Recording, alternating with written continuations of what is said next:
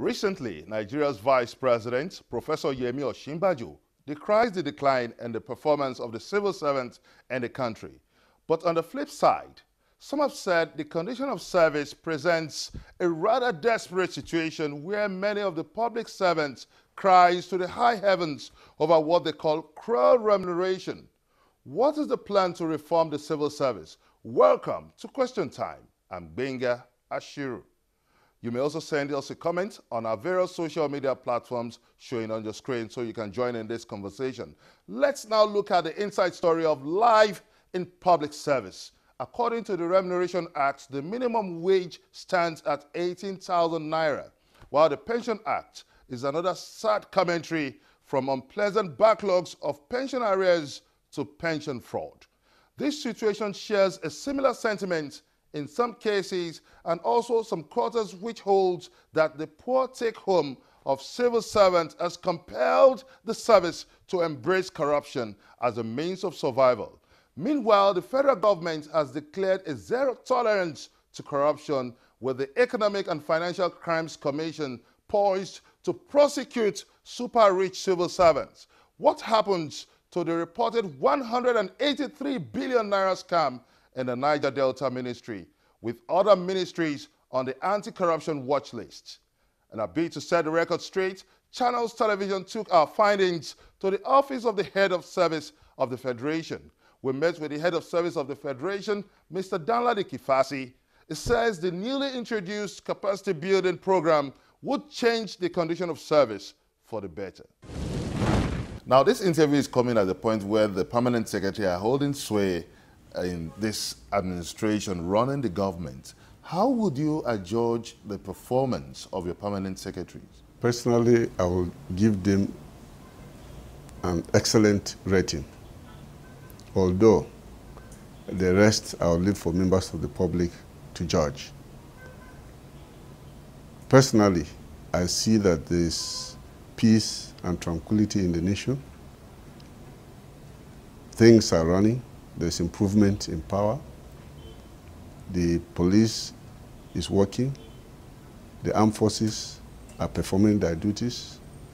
The president has gone outside the country on foreign affairs missions with permanent secretaries, all representing their ministries, and things have moved on without hitch. Does that in any way suggest that there might, after all, be no need for ministers, particularly at a time when the president is thinking about reducing the cost of governance? Obviously, in a democracy, you need ministers to come and implement the manifestos of their party. And the president has recently just announced that the ministers will be in place before the end of September. We believe that he is working towards that. The federal civil service has come under attacks on alleged high-level corruption. What's your take on this? Well, the public perception is that there is widespread corruption in the service or in Nigeria. We need evidence-based allegation, evidence to support that. However, there are various forms or definitions of corruption. So the best way the civil service is attacking this is to look at the ethics of the civil service, which has to do with professionalism, integrity, impartiality, effectiveness and efficiency. Once we are able to internalize this and people believe in it,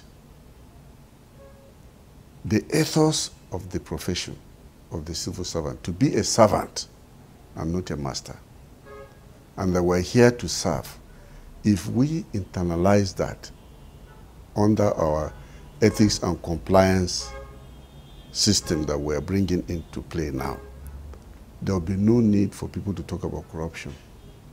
Because growing up in Yola in those days, you could leave your door ajar open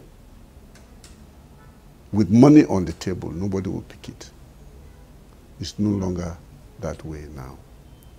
I believe that the family unit, the religious organizations, all also have a role to play. So fighting corruption has to come as a thing that will involve every citizen. So how do you see the decision of this administration to probe super rich civil servants?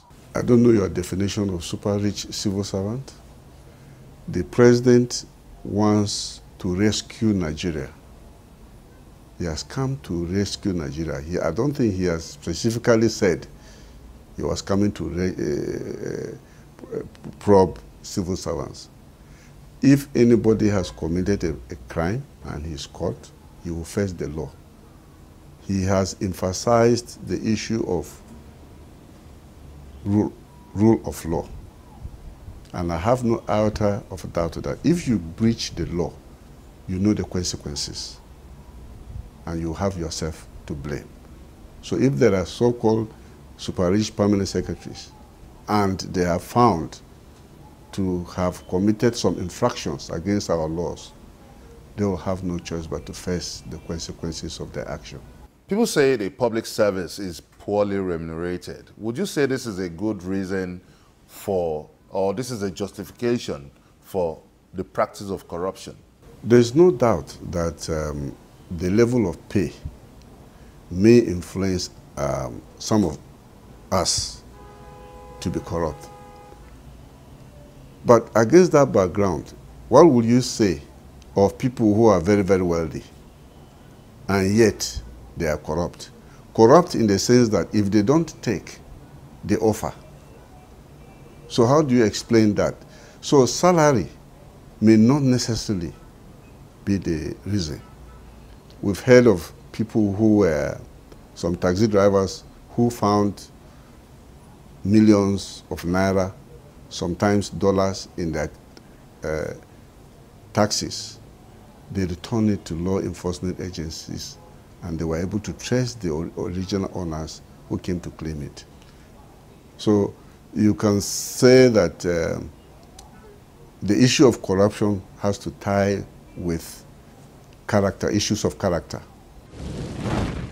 You can also be part of this conversation by sending us your comments on our various social media platforms showing on your screen. Coming up on Question Time, what's the head of service of the Federation's reaction to the decision to probe super rich civil servants? Find out when we return.